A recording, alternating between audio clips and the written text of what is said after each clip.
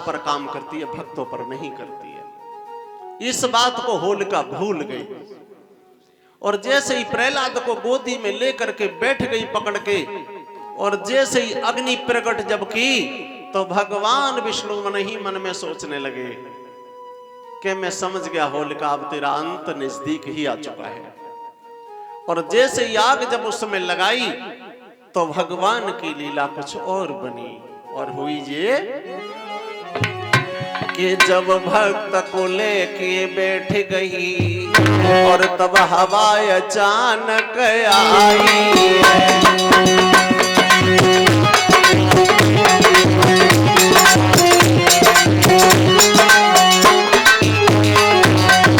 इधर तो होलिका प्रहलाद को गोदी में लेकर के बैठ गई और भगवान विष्णु ने अपनी शक्ति से आंधी चला दी, और चारों तरफ से जब आंधी चली है उस समय भगवान ने अपनी लीला को प्रकट कर दिया। वहां जब भक्त को लेके बैठ गई हवा अचानक आई।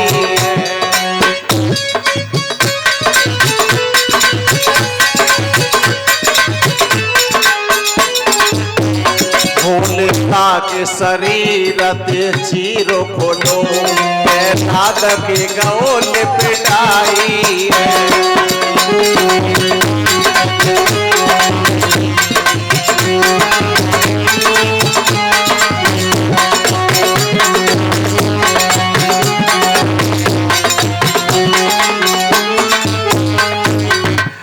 बोरड़िया जल के भस्म भई, तुम सुन ले मेरे भाई।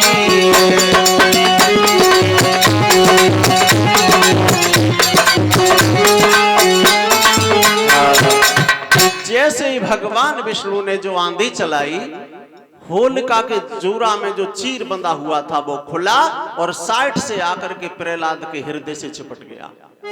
होलिका जल करके भस्म हो गई और प्रहलाद उस चीर को लेकर के अग्नि से बाहर आ गया। लेकिन जैसे ही प्रहलाद बाहर आए तो उस जगह पर कुछ लोग तो ऐसे थे जो कंडा से, गोबर से, कीच से, लाठी से, डंडों से दारू पी करके होली खेल रहे थे, और कुछ लोग वहां ऐसे थे जो गुलाल से, पुष्पों से गले मिलकर राम राम कह के होली खेल रहे थे। कौन कौन थे वो? क्षमा करना, बुरा मत मानना, कि जे लोग लाठी डंडा से, दारू पी के, कीच से, गोबर से जो होली खेल रहे थे वो तो हिरण्यकश्यप के खानदानी है, और जो लोग गुलाल से, फूलों से गले मिलके राम राम कह के एक दूसरे के पैर छू करके होली खेल रहे थे वो राम के परिवारी थे। और ये दोनों परिवार आज तक आए हैं, और बीच में ना पता चले तो जा दिन होली में आग लगती है, बाद दिन खुद पहचान लो कि किसका परिवार है। सब लोग अपने आप बता देते हैं कि किसके परिवार के, राम के कि हिरण्यकश्यप के। उसी क्षण जब ये दृश्य देखा है तो बताया जाता है श्रोताओं कि उस जगह पर सब लोग होली खेल रहे थे, और मैंने कुछ ऐसे घटिया लोग देखे गांव में, शहरों में, कि होली के बहाने से वो पराई माताएं बहनों का शरीर छूना चाहते। तो मैं तो यही कहूंगा कि जैसा हमारे ऋषि लोगों ने होली खेलने का जो विधान बताया गया है वो दूसरा विधान है, और बताया तो ये गया है कि हाथ में चूड़ी चातुरता की,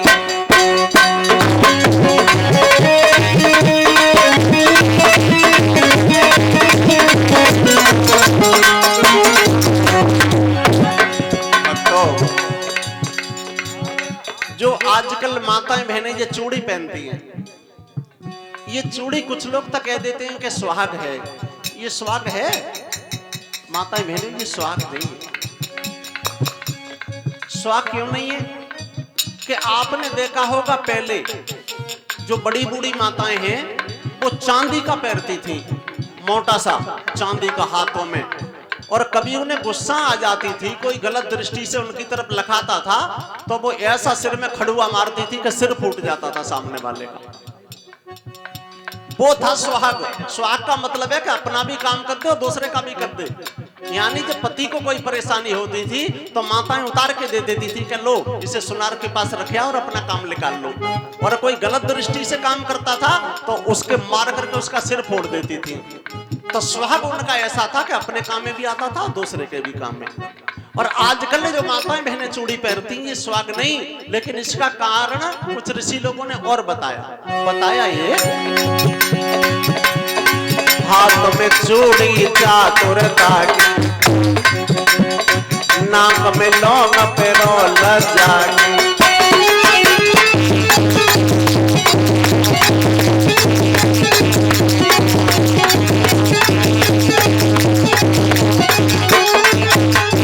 कहने का मतलब मेरा यह है माताओं, हाथ में चूड़ी चातुरता की।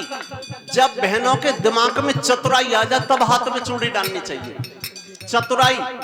और मैंने कहा कि हाथ में चूड़ी चातुरता की, नाक में लौंग पैरों लज्जा की।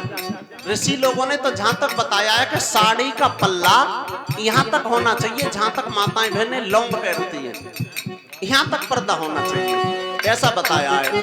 और बताया ये जाता है हाथ में चूड़ी चातुरता की, नाक में लौंग पैरों लज्जा की।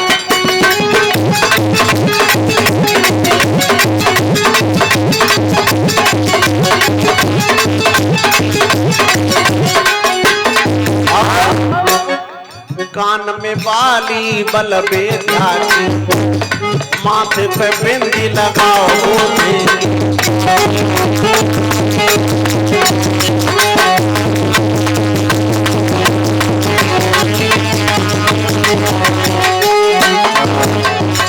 यानी मैंने कहा कि आजकल जो माताएं बिंदी लगाती हैं इसका मतलब है बुद्धि।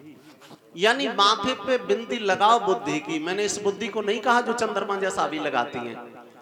यानी आपने होली वाले दिन देखा होगा, जिस दिन होली में आग लगती है, कुछ माताएं ऐसी होती हैं जगह जगह दो चार कि उन्हें कोई होली खेलने के लिए ना मिले तो गोबर उठाओ और बाल्टी में भरो और अपने ससुर को गद्दा वही ले जाए, दूसरे मोहल्ला में पहुंचा दें।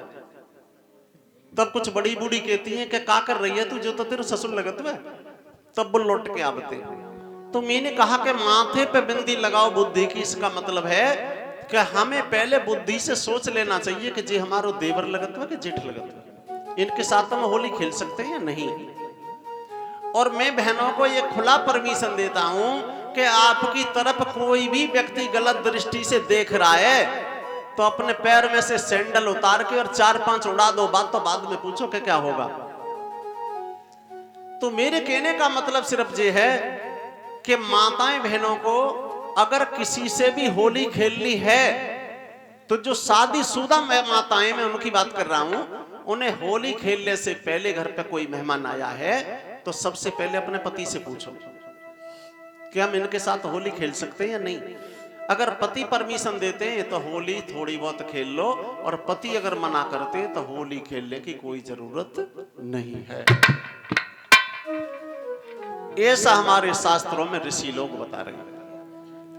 लेकिन अब हिरण्याकश्यप सोच रहा है कि इसके चक्कर में मेरी बहन भी चली गई और अभी तक ये मरा नहीं।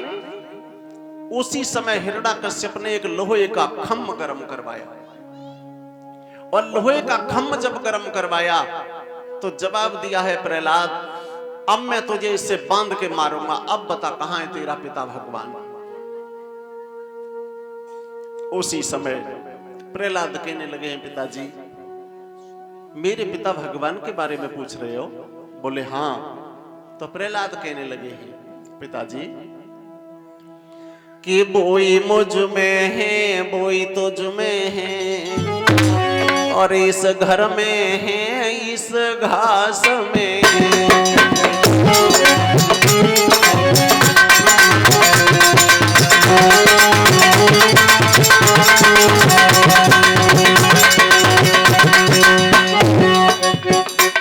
जवाब दिया है प्रहलाद ने, पिताजी अज्ञान मत बनो। और बोले भक्त, बोई मुझ में है, बोई तुझ में है, इस घर में है, इस घास में है।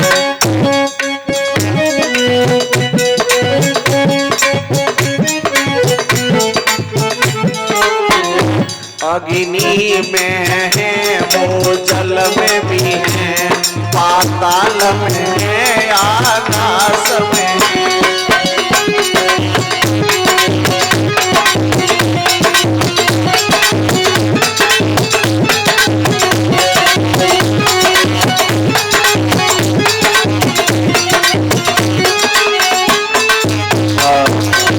जवाब दिया प्रहलाद ने, पिताजी ऐसी कोई जगह संसार में खाली नहीं है जिस जगह पर मेरे पिता भगवान मौजूद ना हो, ऐसी कोई जगह नहीं है।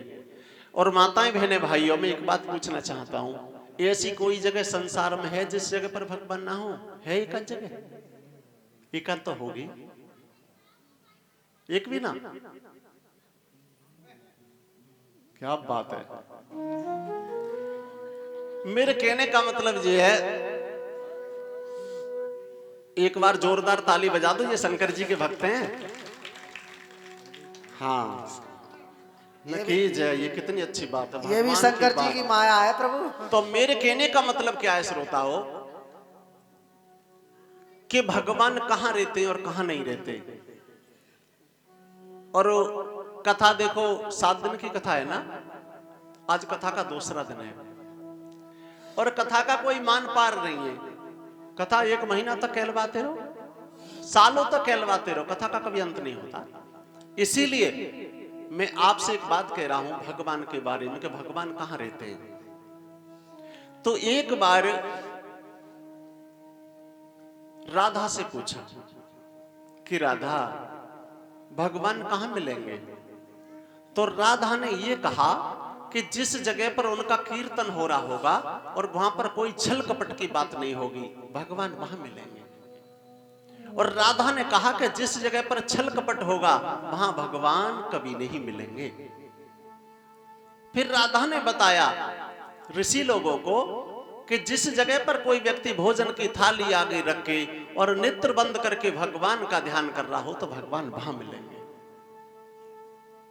और कृष्ण भगवान गोपिकाओं से कितना प्रेम करते थे, सभी को पता है, बहुत प्रेम करते थे। लेकिन क्षमा करना, गोपिकाओं के मन में ये बात आ गई थी कि ये 3 लोक के नाथ अंतर्यामी हमसे